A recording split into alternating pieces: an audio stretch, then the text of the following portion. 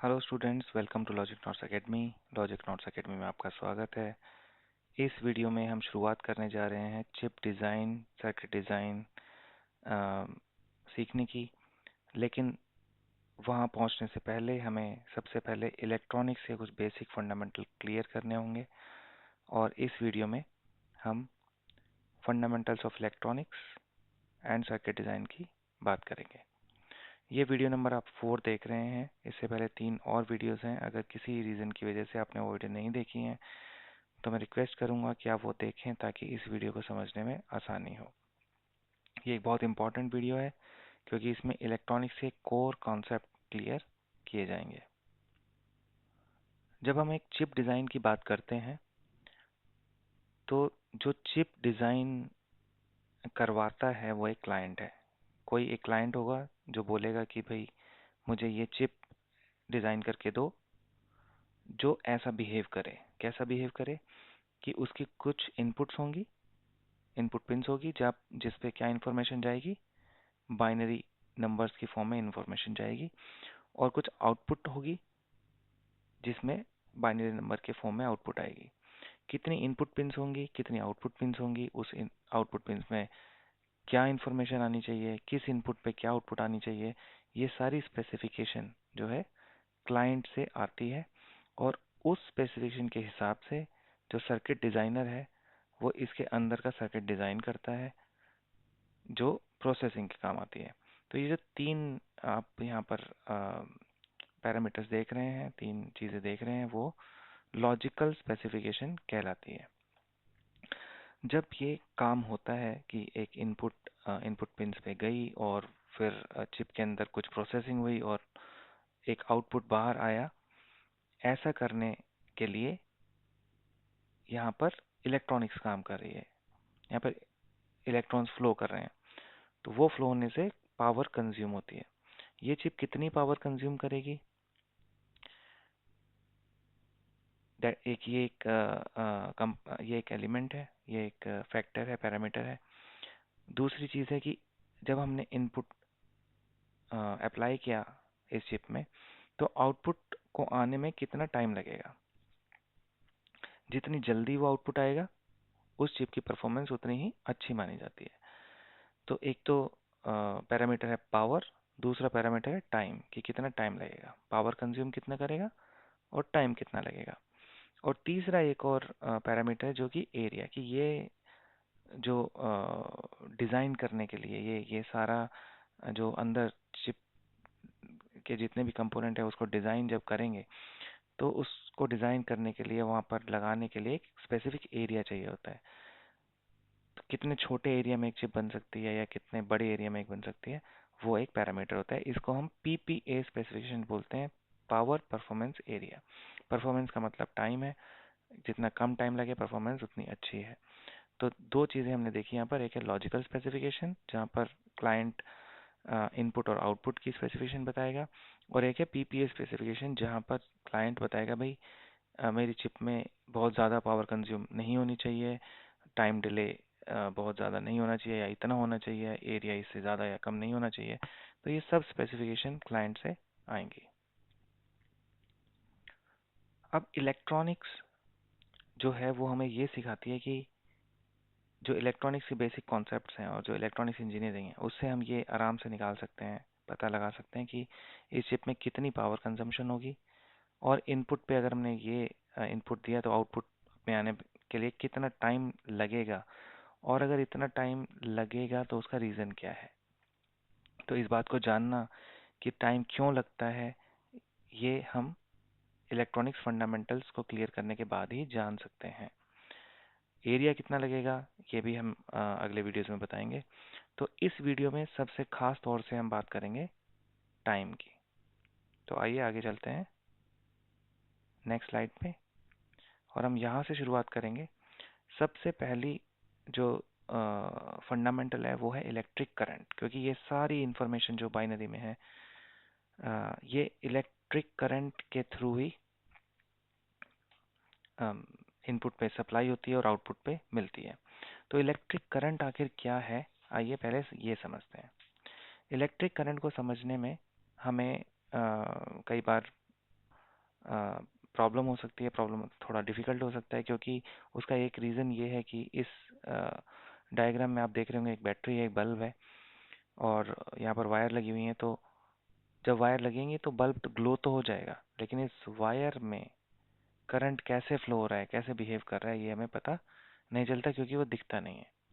इसीलिए electric current को समझने में अ, थोड़ा कॉम्प्लिकेटेड हो सकता है, लेकिन हम इसको कुछ एग्जाम्पल्स की मदद से इतनी आसानी से सिखाने की कोशिश की जाएगी इस वीडियो में, खास तौर पर क्योंकि हमें कॉन्सेप्ट क्लियर करना है कि इलेक्ट्रिक करंट क्या है। इलेक्ट्रिक करंट को समझाने के लिए हम एग्जाम्पल लेंगे वाटर करंट फ्लो का। अब ये चीज़ आई थिंक हम सभी ने एक्सपीरियंस की होगी कि ये पानी एक पाइप के अंदर कैसे फ्लो करता है। तो ये हमें दिखता है, इसीलिए इस एग्जाम्पल की हेल्प से, की मदद से हम इलेक्ट्रिक करंट को समझाने की कोशिश करेंगे। तो चलिए चलते हैं कॉन्सेप्ट नंबर 1 की तरफ, the electric current. Electric current होता क्या है? आप देख रहे होंगे कि एक वाटर पाइप है और नीचे एक इलेक्ट्रिक वायर है। अब इस वाटर पाइप में अभी वाटर नहीं है और मानते हैं कि इस इलेक्ट्रिक वायर में अभी कोई इलेक्ट्रिक करंट नहीं है। अभी आप देख सकते हैं कि वाटर पाइप में वाटर है और वाटर है, ये फ्लो कर रहा है। तो फ्लो करने की वजह से वाटर करंट है। करंट का मतलब होता है बहाव, करंट। तो वाटर फ्लो कर रहा है तो ये वाटर करंट है। इलेक्ट्रिक वायर में सिमिलरली इसी तरह से इलेक्ट्रॉन्स फ्लो करते हैं और इलेक्ट्रॉन्स के फ्लो को हम इलेक्ट्रिक करंट बोलते हैं। या पानी बह रहा है, वाटर करंट है, या इलेक्ट्रॉन्स बह रहे हैं, इलेक्ट्रिक करंट है। अब इस पाइपलाइन में क्या हम ये बता सकते हैं कि जो पानी फ्लो कर रहा है वो किस डायरेक्शन में फ्लो कर रहा है? क्या वो लेफ्ट की तरफ जा रहा है या वो राइट की तरफ जा रहा है? सो इस स्क्रीन को देख के हम इसके बारे में कुछ भी नहीं बोल पाएंगे। लेकिन अगर हम नेक्स्ट स्क्रीन पे देखेंगे जिसमें कि एक पाइपलाइन है और एक तरफ पानी का वॉल्यूम ज़्यादा है, दूसरी तरफ एक बकेट है जहाँ पानी का वॉल्यूम बहुत कम है, पूरी खाली है, तो यहाँ पर हम आराम से बोल सकते हैं कि पानी लेफ्ट से राइट की तरफ जाएगा। ऐसा हम इसलिए बोल पाएंगे क्योंकि हम सब ने ये एक्सपीरियंस किया हुआ है। तो हमने देखा कि पानी जहाँ ज़्यादा भरा हुआ है उसकी तरफ से खाली बकेट की तरफ फ्लो करेगा। इस स्क्रीन पर हमें देख के क्या पता चलता है कि अगर पानी दोनों बकेट में बराबर भरा है और तब भी यहाँ पर पाइपलाइन है, तो क्या पानी फ्लो करेगा? तो पानी फ्लो नहीं करेगा। इसका मतलब यह है कि पानी को फ्लो करने के लिए लेफ्ट साइड में हायर पोटेंशियल चाहिए और राइट साइड में लोअर पोटेंशियल चाहिए। जहाँ पर पाइपलाइन कनेक्टेड है उसके एक एंड पे पानी का वॉल्यूम ज़्यादा होना चाहिए, दूसरे एंड पे पानी का वॉल्यूम कम होना चाहिए। अगर ये वॉल्यूम का डिफरेंस है तो ही वाटर फ्लो होगा। सिमिलरली अगर एक बैटरी है जो कि पावर सोर्स है, इलेक्ट्रॉन का सोर्स है, अगर उस बैटरी में हायर पोटेंशियल है ऑफ इलेक्ट्रॉन्स और लोअर पोटेंशियल है, तो ही अगर हम यहाँ पर वायर लगाएं तो ही करंट फ्लो होगा, अदरवाइज करंट फ्लो नहीं होगा। ये पोटेंशियल डिफरेंस को मेजर करते हैं वोल्ट से। जितने ज़्यादा वोल्ट की बैटरी उतना ही ज़्यादा पोटेंशियल डिफरेंस, ऐसा हम कह सकते हैं। आइए देखते हैं दो कंडीशंस यहाँ पर जो हमने पानी की कंडीशन देखी कि वाटर फ्लो तब होगा जब दोनों एंड पे वॉल्यूम का डिफरेंस है, हायर पोटेंशियल है और लोअर पोटेंशियल है, मतलब पोटेंशियल डिफरेंस है। इसी तरह बैटरी में भी करंट फ्लो तब होगा जब हायर पोटेंशियल है और लोअर पोटेंशियल है। यहाँ पर वायर लगा दें अगर, तो इसमें करंट फ्लो होगा। ये वाली जो कंडीशन है कि दोनों बकेट में पानी भरा हुआ है लेकिन तब भी करंट फ्लो नहीं हो रहा, आइए इसको बैटरीज में देखते हैं कैसे ये कंडीशन हमें देखने को मिलती है। कि अगर हम बैटरीज को इस तरह से कनेक्ट करें, यहाँ पर भी हायर पोटेंशियल और यहाँ पर भी हायर पोटेंशियल, तो क्या वायर लगाने से करंट फ्लो होगा? नहीं होना चाहिए। और आप बैटरी को ऐसे उल्टा लगा के देखिए तो करंट फ्लो नहीं होगा। उसका यही रीज़न है कि इन दोनों एंड पे पोटेंशियल डिफरेंस नहीं है और कंडीशन कुछ इस तरह की है। तो ये एग्जांपल देख के आई थिंक आपको ये थोड़ा समझ में आ रहा होगा कि करंट फ्लो होने के लिए क्या एक बेसिक रिक्वायरमेंट है। और इन दोनों कंडीशन में हमारा बैटरी है, दोनों कंडीशन में बैटरी फुली चार्ज है, लेकिन राइट हैंड साइड वाली कंडीशन में करंट फ्लो नहीं होगा क्योंकि यहाँ पर पोटेंशियल डिफरेंस नहीं है, या लेफ्ट और राइट पे पोटेंशियल डिफरेंस पोटेंशियल इक्वल है।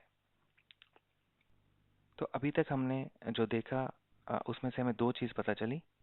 एक तो potential difference electric water flow के लिए पोटेंशियल डिफरेंस बाय वॉल्यूम होना चाहिए, तभी वाटर फ्लो होगा।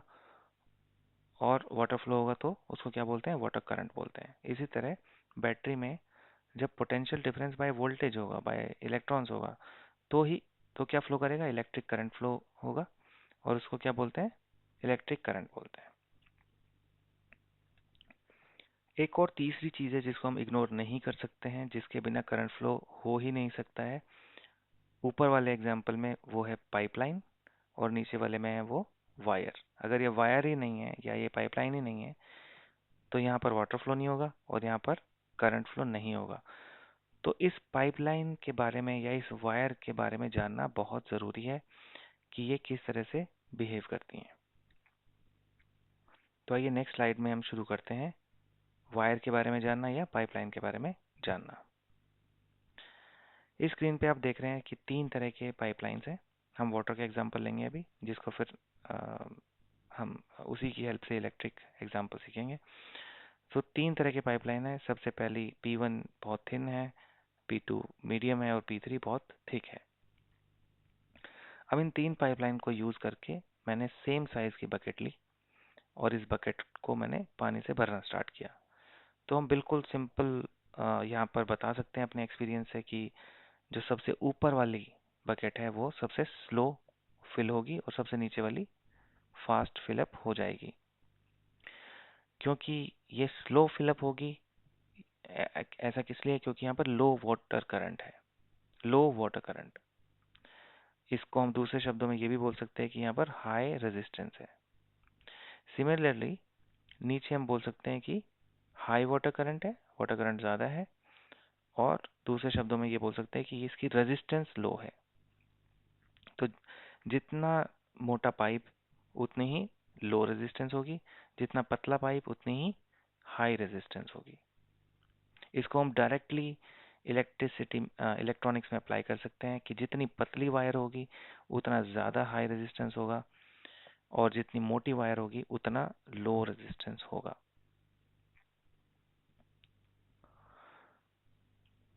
अब हमने तीन कंपोनेंट, तीन एलिमेंट यहाँ पर सीखे।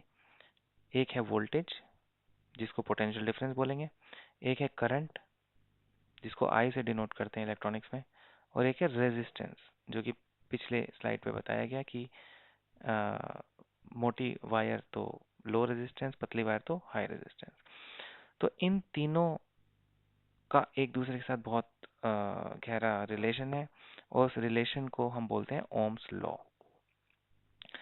रिलेशन ये है कि करंट कितना फ्लो होगा, एक वोल्टेज अगर अप्लाई किया है तो रेजिस्टेंस पे भी डिपेंड करेगा, I is equal to V by R, और हम बोल सकते हैं V is equal to I R. तो इसको हम ओम्स लॉ भी बोलते हैं। इस स्लाइड में एक और हमने बात ऐड की है। अगर लेफ्ट साइड की तरफ देखेंगे तो ये पाइपलाइंस की रेजिस्टेंस सेम है, डिफरेंट है, R1 R2 R3। ये पतला पाइप, मीडियम पाइप, मोटा पाइप, और यहाँ पर बकेट साइज सेम है। इसकी मान लेते हैं इस बकेट की कैपेसिटी है C2, कैपेसिटी C2 है। तीनों बकेट की कैपेसिटी कितनी है, C2 C2 C2। यहाँ पर देखकर क्या हम बता सकते हैं कि कौन सी बकेट सबसे फास्ट भरेगी। यहाँ पर सीधा सीधा हम बता सकते हैं सबसे नीचे वाली बकेट फास्ट भरेगी क्योंकि इसकी रेजिस्टेंस बहुत कम है। अब यहाँ पर एक छोटा सा चेंज करते हैं। कि पाइपलाइन की थिकनेस को सेम रखते हैं, लेकिन बकेट साइज हम बढ़ा देते हैं। एक बकेट साइज है छोटा बिल्कुल, एक है मीडियम और एक है बहुत बड़ा। अब हम ये बता सकते हैं कि सबसे फास्ट कौन सी बकेट भरेगी? सबसे ऊपर वाली, क्योंकि यहाँ पर बकेट साइज ही बहुत छोटी है। तो ये बहुत ही सिंपल है इसको समझना, कि बकेट को भरने में कितना टाइम लगेगा, ये दो चीज़ों पे यहाँ पर डिपेंड करता है। एक, कि पाइपलाइन कितनी मोटी या पतली है, और दूसरा, ये बकेट कितनी छोटी या बड़ी है। तो कितना टाइम लगेगा इसको भरने में, ये इन दोनों बातों पे डिपेंड करेगा, कि रेजिस्टेंस कितनी है और इसकी कैपेसिटी कितनी है, या इसको हम बोलेंगे कैपेसिटी, इलेक्ट्रॉनिक्स में इसको कैपेसिटेंस बोलेंगे। और इस बकेट को भरने में कितना टाइम लगेगा, इसका बहुत ही सिंपल फॉर्मूला है। टाइम कितना लगेगा, resistance multiply by capacitance, R C, T is equal to R C. अब आपने ये देखा कि इस पाइपलाइन को मैं इलेक्ट्रॉनिक्स में एक इलेक्ट्रिक वायर से कंपेयर कर सकता हूँ, लेकिन ये बकेट जो है, ये क्या चीज़ है? तो इलेक्ट्रॉनिक्स में इसको कैपेसिटर बोलते हैं। हम आगे और डिटेल में देखेंगे कि ये कैपेसिटर क्या है, कहाँ से आते हैं, क्यों कंसिडर करना है कैपेसिटर्स को। लेकिन ऐसी बकेट आप मान लीजिए कि एक बकेट इस तरह की होती है, और जिसको भरना पड़ता है और खाली करना पड़ता है, और उसको भरने और खाली करने में जो टाइम लगेगा वो होगा resistance multiply by capacitance, T is equal to R C. अभी तक हमने दो बहुत इंपॉर्टेंट बातें सीखी। टाइम जो है रेजिस्टेंस और कैपेसिटेंस पे डिपेंडेंट है, T is equal to R C. Current voltage और रेजिस्टेंस पे डिपेंडेंट है, I is equal to V by R, जिसको हम ओम्स लॉ भी बोलते हैं, और इस ऊपर वाली इक्वेशन को हम टाइम कांस्टेंट भी बोलते हैं। तो टी क्या है, यहाँ पर टाइम है, आर क्या है, रेजिस्टेंस है, सी क्या है, कैपेसिटेंस है, I is current, V is voltage, R is resistance. इन सब की कुछ कुछ यूनिट भी होती हैं। टाइम की यूनिट सबको पता है कि सेकंड है। रेजिस्टेंस की यूनिट ओम होती है, और इसका सिंबल है, ये एक ओम का सिंबल है। कैपेसिटर की जो कैपेसिटेंस की यूनिट है वो है फैराड, सिंबल है एफ। करंट की यूनिट है एम्पियर, यूनिट है आई। वोल्टेज की है वोल्ट, वी। आप ये सारी चीज़ें एक छोटे से बैटरी में देख सकते हैं कि बैटरी की कितनी वोल्टेज है। आप नॉर्मल डबल ए सेल देखिए तो उसमें 1.5 वोल्ट लिखा होता है, दैट इज वोल्टेज। कितना करंट वो बैटरी टेक केयर कर सकती है, करंट की यूनिट भी लिखी होती है। और ये सारी चीज़ें इलेक्ट्रॉनिक्स में बहुत कॉमन है, लेकिन इनको समझना बहुत ज़रूरी है आगे के फंडामेंटल सीखने के लिए। तो मैं फिर से रिपीट करता हूँ, हमने यहाँ पर टाइम कांस्टेंट के बारे में सीखा है, और टाइम किस पे डिपेंड करता है, रेजिस्टेंस और कैपेसिटेंस पे। करंट किस पे डिपेंड करता है, वोल्टेज और रेजिस्टेंस पे।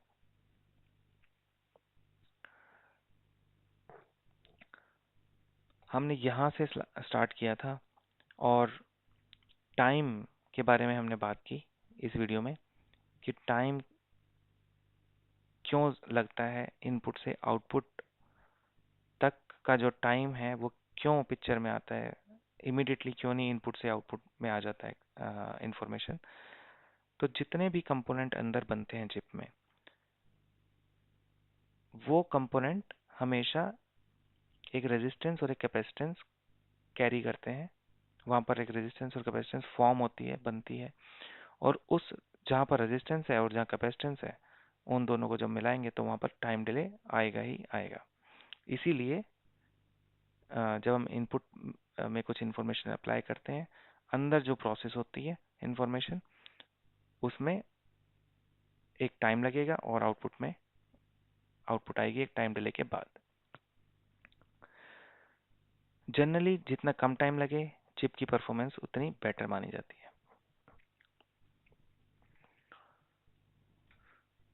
अगर आप एक चिप को देखेंगे और चिप के अंदर क्या है, क्या हो रहा है, उसको अगर आप समझने की कोशिश करेंगे, तो ऐसा मानिए कि एक पूरी सिटी है जिसमें एक बहुत बड़ा वाटर टैंक है, जो कि चिप में एक बैटरी होगी, कहीं पर पावर सोर्स होगी, और इस बहुत बड़े वाटर टैंक से बहुत सारी बड़ी बड़ी पाइपलाइंस घरों में जा रही हैं, बिल्डिंग्स में जा रही हैं।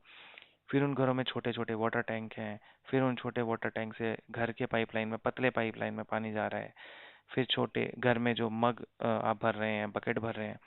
तो जब इस वाटर बड़े वाटर टैंक से पानी ने चलना स्टार्ट किया और आपके ग्लास में, किचन में जो टैप है वहां तक का जो सफर पानी ने तय किया, उसमें जो टाइम लगा वो किस पे डिपेंड करेगा? दो चीज़ों पे, कि पाइपलाइंस कितनी मोटी हैं, कितनी लंबी हैं, और जो आपका ग्लास है वो कितना बड़ा है, जो है रेजिस्टेंस और कैपेसिटेंस। इसी तरह की जो ट्रेवल है वायर्स की, मेटल लाइंस की, वो चिप के अंदर होती है। छोटे छोटे कैपेसिटर्स होते हैं, कैपेसिटर फॉर्मेशन होती हैं, और उन आर और सी की वजह से एक टाइम डिले आता है। और ये पूरा एक जैसे सिटी में पूरा वाटर नेटवर्क है, यहाँ पर चिप में इसको हम आरसी नेटवर्क बोल सकते हैं, रेजिस्टेंस कैपेसिटेंस नेटवर्क बोल सकते हैं। नेक्स्ट वीडियो में हम बात करेंगे कि अभी हमने टाइम की बात की। नेक्स्ट वीडियो में बात करेंगे कि जो जो लॉजिक गेट्स हैं उसके अंदर क्या सर्किट है ऐसे कि लॉजिक गेट्स वो बिहेव करते हैं वैसा। तो एक्चुअल कंपोनेंट लेवल पे सर्किट डिजाइन करना हम नेक्स्ट वीडियो में स्टार्ट करेंगे। Thank you.